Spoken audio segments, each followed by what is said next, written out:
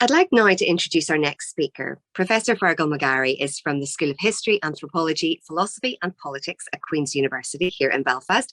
And Fergal is going to help us explore the wider international developments that were taking place abroad and how these influenced those events that would take place at home.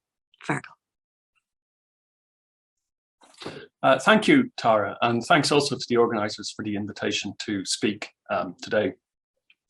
In my talk, I'd like to place the conflict between Irish Republicans and the British government that took place between 1919 and 1921 into international context. In particular, I want to focus on two key questions that are central to understanding both the Republican struggle for Irish independence and the settlements of 1921 to 22 that eventually brought that conflict to an end. Why were so many Irish revolutionaries committed to a republic rather than some lesser form of independence? And what did they understand this republic to mean? Thinking about how the world was changing in the aftermath of the First World War provides useful insight into both of these questions. And I want to develop three arguments here. First, that the global context is central to understanding the rhetoric, aims, and strategies of Irish Republicans during the revolution. Second, that international developments shaped the settlements imposed on Ireland in important ways. And third, that these global influences, particularly the impact of the First World War on ideas about sovereignty and empire, have contemporary relevance as we commemorate these centenaries.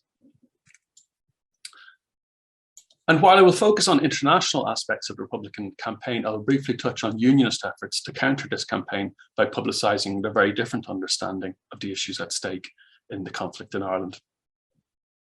Easter 1916 forms a useful starting point for us, given its centrality to the emergence of republicanism as a popular movement in Ireland. The legacy of the rebellion, which was arguably as much emotional as ideological, saw the cause of the Irish Republic unite almost every faction of advanced nationalism by 1917, when Sinn Féin adopted the Republic as its political goal. Despite a long tradition of Republican thought among Irish insurrectionaries, the decision to proclaim a republic in 1916 probably owed more to the international wartime context, as well as the example of the United States, which 5 of the proclamation's 7 signatories had actually visited. When Min Ryan, a revolutionary Cumann activist, asked the 1916 leader, Tom Clark, in the GPO, why the rising had gone ahead under such unfavourable circumstances, Clark had told her that, quote, a rebellion was necessary to make Ireland's position felt at the peace conference so that its relationship to the British Empire would strike the world. And when Min Ryan asked him why a republic, Clark explained, you must have something striking in order to appeal to the imagination of the world. So global international relations and world public opinion were central to the rising, as well as to what followed, as we will soon see. Although the idea that an Irish Republic could be achieved seemed fanciful to most people in 1916, given the power of the British state and its empire, this was less evidently the case by 1919 when, following the collapse of the great empires across the continent, republics rapidly became the norm across much of Europe. Sinn Féin may not have outlined a clear sense of what the Irish Republic might entail when they made it the central plank of their election manifesto in 1918.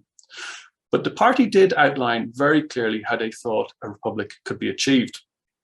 Sinn Féin identified 4 means to secure a republic in its 1918 election manifesto.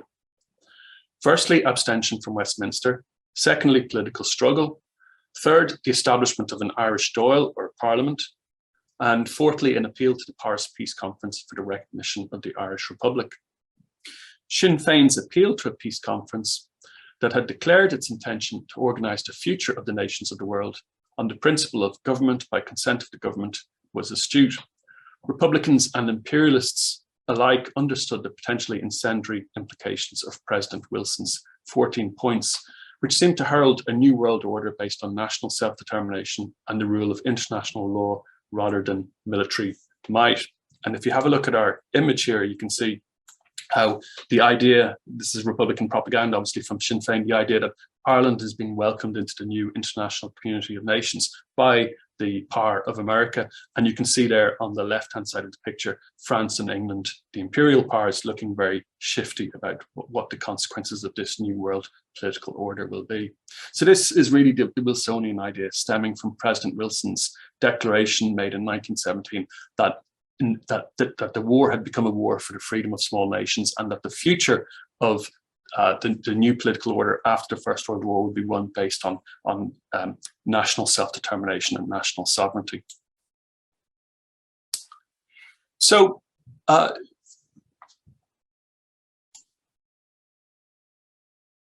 in demanding a republic in January 1919, Irish revolutionaries believed that history was on their side. And in the weeks prior to the general election, republics had actually been proclaimed in Germany, Austria, Czechoslovakia, and Hungary. The Sinn Féin's election leaflets highlighted how its demands had been achieved by other peoples. And I have an example of two of them here. Poland Free stated one of them, an object lesson for Ireland. Poland is now Sinn Féin. So Republicans could make the case that really they were asking for nothing more than had now been suddenly achieved for many lesser known nationalities across the continent. Of course, declaring independence, as Republicans did when the Dáil met in January 1919, was one thing. Achieving it was another. Whereas the Irish Party's efforts to win self-government had centred on Westminster, hoping that the British parties would pass Home Rule, Irish Republicans saw international recognition as the route to achieve independence. The Irish Declaration of Independence, passed on the opening day of the Dáil, was intended for a global as much as an Irish audience. It demanded, quote, the recognition and support of every free nation in the world. The Dáil's message to the free nations of the world, which was also passed on the same opening day, called upon, quote, every free nation to support the Irish Republic by recognising Ireland's national status and her rights to its vindication at the Peace Congress.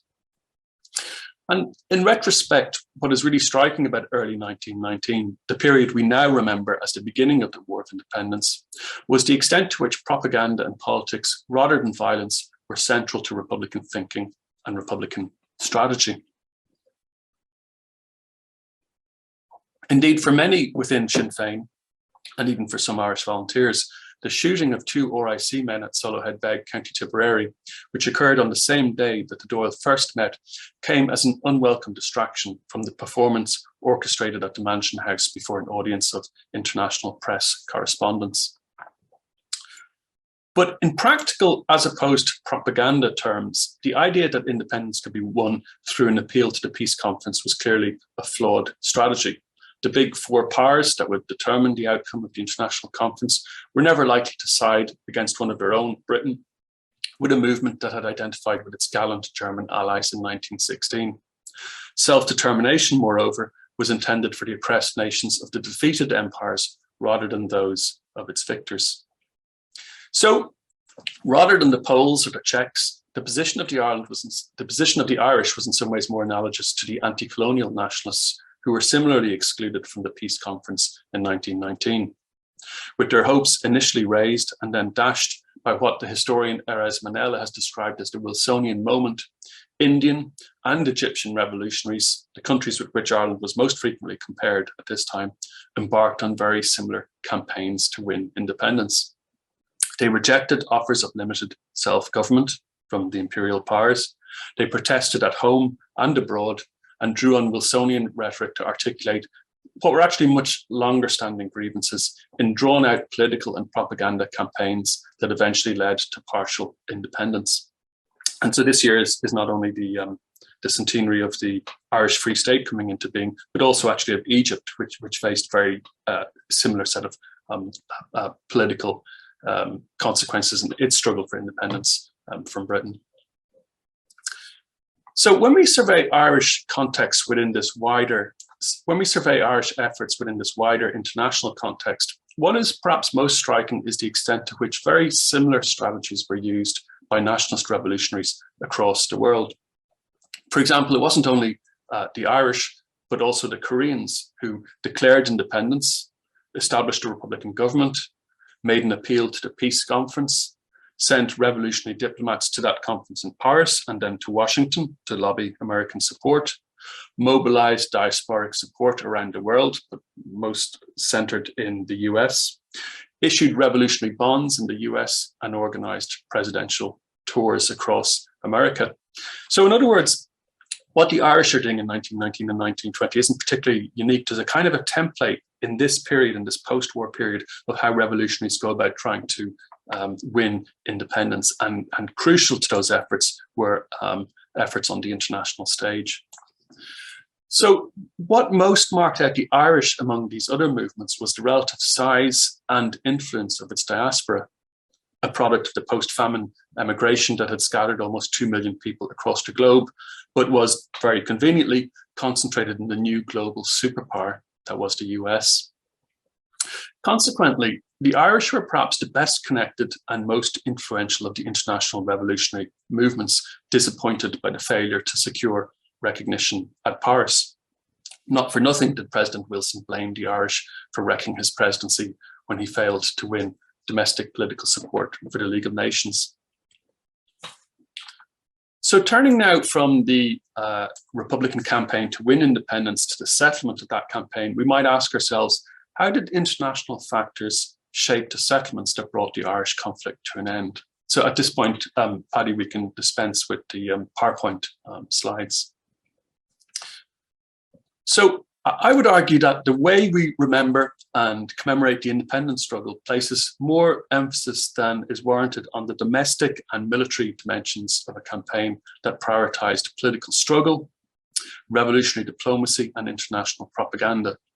As Michael Collins advised the Dáil's representative in Rome, real progress is much more to be estimated by what is taught abroad than by what is thought at home. The Commander-in-Chief in Ireland, General Neville Macready, similarly acknowledged that this propaganda business is the strongest weapon Sinn Féin has. Military events within Ireland, such as the sacking of Cork by the Black and Tans, were as significant for their international consequences as their military or political impact at home. Britain's actions in Ireland provoked dismay and outrage, including within Ireland, whilst within England, where leading public opinion ranging from the Anglican Church to liberal and even conservative newspapers, and indeed many politicians across the political spectrum were very critical of Britain's policy in Ireland. And further afield, international press coverage was really devastating in terms of its impact on Britain's global reputation.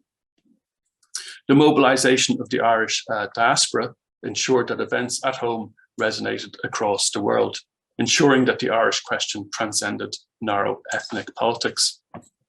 One striking example of this was the impact of the hunger strike by Terence MacSwiney in 1920, who became a global icon whose cause prompted international protests and strikes involving anti-imperial, anti-colonial, socialist, suffrage, and trade union movements. There were mass meetings across the world, but particularly centered in places in cities in the US, such as New York.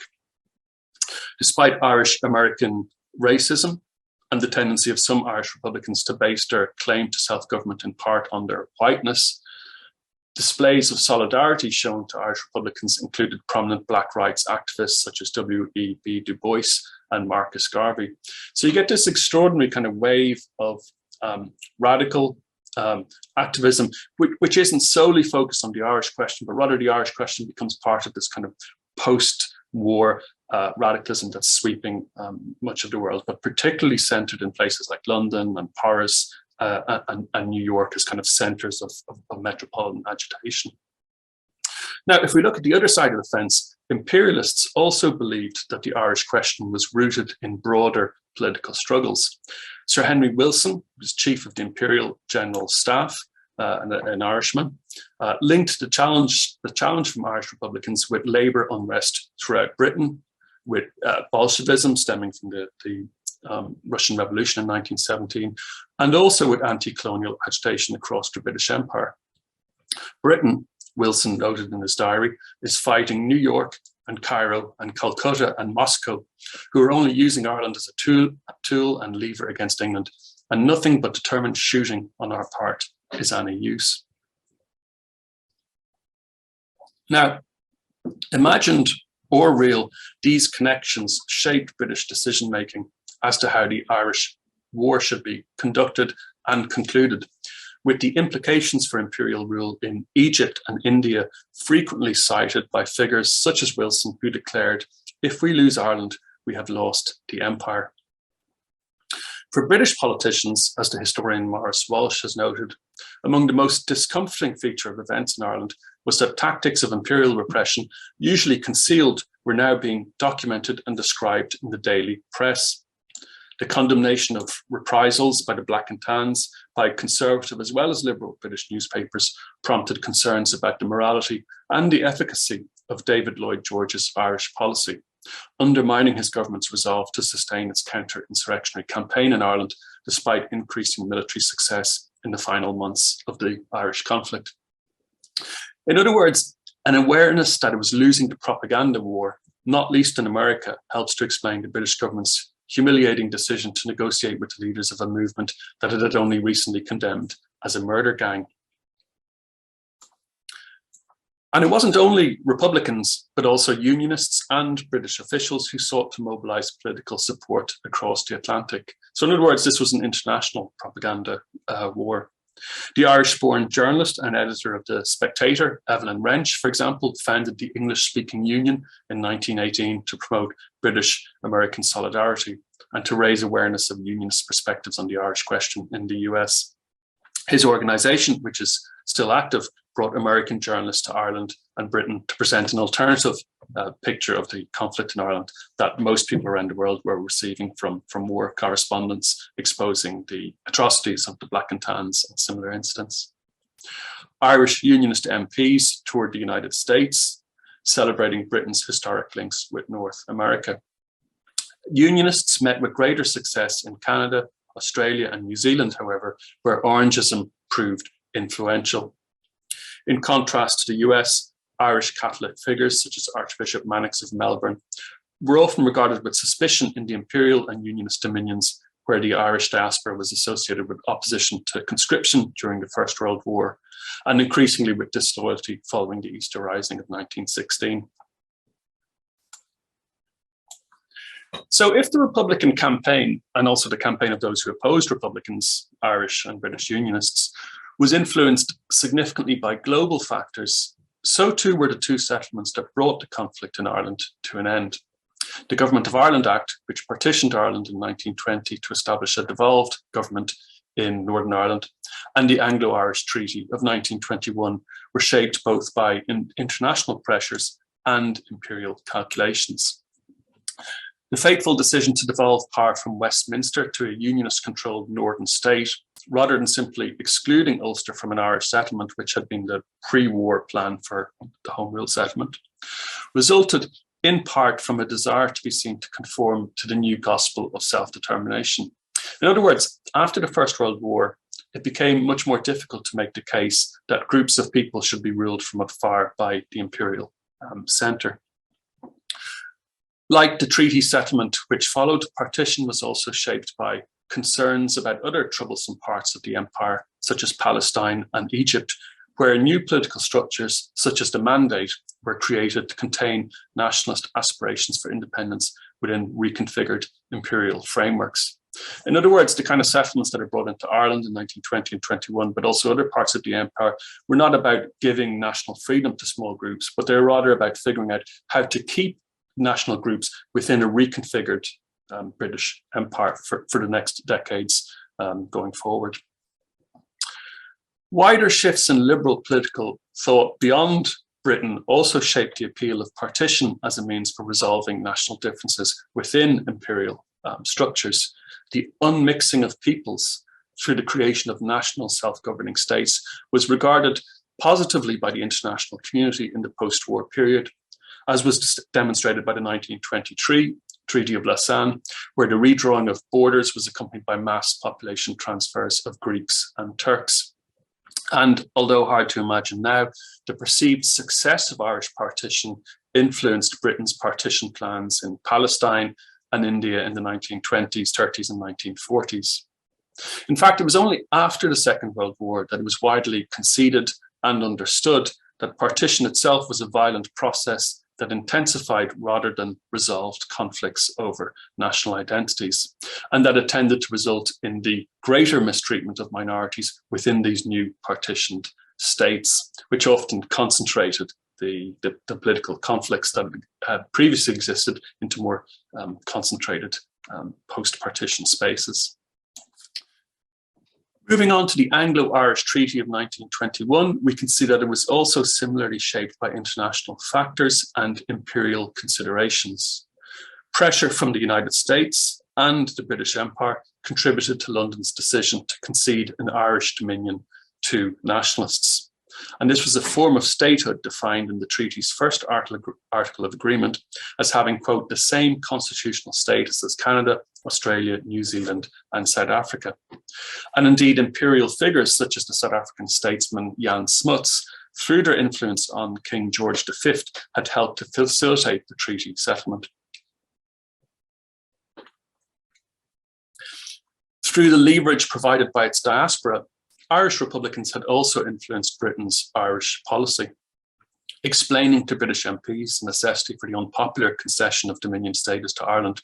Winston Churchill noted how Britain's great interests in India and in Egypt, the Dominions and the United States had been damaged by what he called the loud, insistent outcry raised by the Irish race all over the world.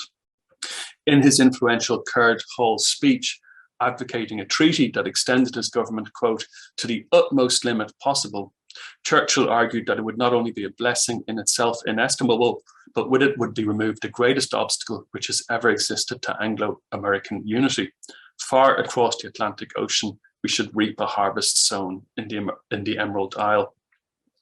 So in other words, British politicians are making this realpolitik case that Ireland must be given a generous measure of independence because it was what was demanded and expected by international political opinion. As the historian Heather Jones has observed, both the King's speech at the opening of the Northern Irish Parliament and the British debates on the Irish Treaty that took place in London demonstrate the shift in British imperial ideas that was occurring not just in, but through Ireland. As George V noted during his visit to Belfast in the summer of 1921 to open the Parliament, everything which touches Ireland finds an echo in the remotest parts of the empire. So the Irish, in other words, were negotiating self-government at a time in which the British Empire itself was in rapid transition. What it meant to be an empire was changing very quickly. For many Irish revolutionaries, political developments since Easter 1916 had made the notion of taking an oath of allegiance to a British monarch unthinkable because a particular form of state, the Republic, had become synonymous with full independence. But across the negotiating table, for many British politicians, the role of the British monarch as the crucial element that would bind together the community of nations that was transitioning from an empire ruled by London to a less hierarchical Commonwealth of Nations was too important to allow for compromise on the oath. And interestingly, the term Commonwealth rather than Empire its first legal usage occurs in the Anglo-Irish Treaty. So in other words, for both Republicans, the idea of anti-monarchism has become hugely important in symbolic and political ways, but for British politicians, because of the transition that's taking place in the British Empire, the importance of the role of the monarch and the importance of Republicans taking an oath to the monarch has become hugely critical. And this helps to explain the lack of room for a political compromise that could avoid the drift towards civil war that occurred in 1922 when a significant minority of Republicans rejected the treaty. Now, ultimately, with hindsight, we know that Britain's insistence on the importance of the role of the monarch and of the empire in the Anglo-Irish Treaty proved something of a Pyrrhic victory, delegitimizing in the eyes of many Irish nationalists the Free State was established in 1922. And by 1937, just 15 years later, both the Anglo-Irish Treaty and the Free State itself as a constitutional entity had been scrapped. And ironically, this outcome had been achieved because of the success with which the Irish Free State worked with the other restless dominions, as they were known, Australia, South Africa, and so on, to assert its legislative independence from London. And looking back on all this, there's a tragic dimension to these developments, given that the treaty debate centred on whether that settlement would forever lock Ireland into imperial subjugation or permit a peaceful evolution to full independence. Now, if we look at the other settlement, the partition settlement, which preceded the previous year, that political settlement, the establishment of Northern Ireland, proved initially more enduring, but its great weakness, in contrast to the Southern settlement, was its failure to evolve into a settlement capable of winning democratic legitimacy. Hence, north of the border, we have 50 years of political stasis, characterized by one-party unionist rule that effectively excluded nationalists from meaningful participation in political power, being followed by the rapid collapse of the Stormont regime after the outbreak of the Troubles. So moving towards a conclusion, does an understanding of the importance of these global factors in shaping the Irish Revolution and its outcomes and settlement have any relevance in terms of how we might commemorate these events 100 years on? Exploring the Irish conflict beyond the island emphasises the importance of political ideas in shaping the Irish Revolution, something that's often much less evident from historical and commemorative focus on domestic and military dimensions of the War of Independence, such as, for example, the commemoration of particular ambushes by the IRA in different parts of the country. This global context reminds us of how the Irish question, at least for a brief period, galvanised international attention, symbolising as it did broader political transformations as imperial and colonial world orders slowly gave ground to more democratic and egalitarian forms of statehood because of the impact of the First World War. Finally, consideration of the importance of ideas such as self-determination and empire complicates commemoration, given the legacy of these conflicts in the form of a partitioned island with a still contested border continues to shape our past, rather than constituting a historic past that can be safely consigned to history. Identifying the centrality of big ideas such as self-determination and imperialism also presents challenges in terms of how we commemorate these conflicts 100 years on, because these are powerful, deeply ideological and inherently divisive concepts around which it is unrealistic to expect much consensus. Underlying the commemorative approach of the Irish State's Decade of Centenaries programme is the idea of marking the events of 1912 to 1923 as a tragic period of shared history, shaped by people from multiple identities and traditions that require egalitarian remembrance. In other words, we remember all the traditions, nationalist and unionist and other, in an equal way. And I think this type of remembrance worked well in terms of commemorating the First World War. Whose dead, whether Protestant or Catholic, could be remembered by Unionists and Nationalists alike at sites of memory such as the Irish National War Memorial Gardens at Island Bridge, or the Island of Ireland Peace Park at Messines. And there are interesting parallels between this shared history approach to commemoration and to the idea of parity of esteem that worked well in the lead up to the Good Friday Agreement, in which the validity of each tradition receives unqualified recognition all round. But it seems to me when it comes to marking the War of Independence and partition and the conflicts that follow, the more ideological conflicts that follow the First World War, the limits of shared history become clearer. In 2020, for example, there was a major controversy when the Irish government failed to win support for a service commemorating the Royal Irish Constabulary, because this was seen by many nationalists to involve remembrance of the Black and Tans. Last autumn, we saw a similar controversy following President Higgins' decision to not accept an invitation to a non-denominational religious service marking the centenary of partition and the establishment of Northern Ireland. And without getting into the rights and wrongs of that controversy, the President's decision went against the previous official consensus that shared history demands an equal remembrance of all events considered important by both traditions. Now, one response to these controversies is to regret that an apparent consensus over what is often described as our shared past has fallen apart. On the other hand, it might be asked how much value there is in forms of commemoration that work mainly because they ignore the important ideological differences that existed at the time. Indeed, throughout the decade of centenaries, historians such as Tom Dunn have questioned whether a superficial shared history, which is characterized by a vacuous party of esteem, is more useful than efforts to achieve genuine mutual historical understanding about real differences between different communities. Although well-meaning, commemorations that prioritize present-day reconciliation over an understanding of the ideas and the agency that shaped the struggles and the hatreds of the revolutionary era may end up contributing little to either reconciliation or to historical understanding.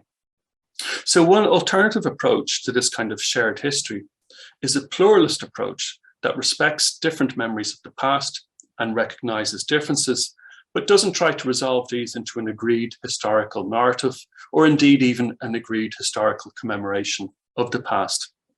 This kind of pluralist rather than shared history approach, to quote Siobhan Katago, an Estonian-based scholar of memory, necessitates respect for multiple memories, recognition of cultural difference, and empathy with others, but crucially, the abandonment of efforts to construct an agreed narrative about the past. And I'll leave you with her thought on this. If we are to take pluralism seriously, then total consensus about the past is impossible and perhaps even undesirable.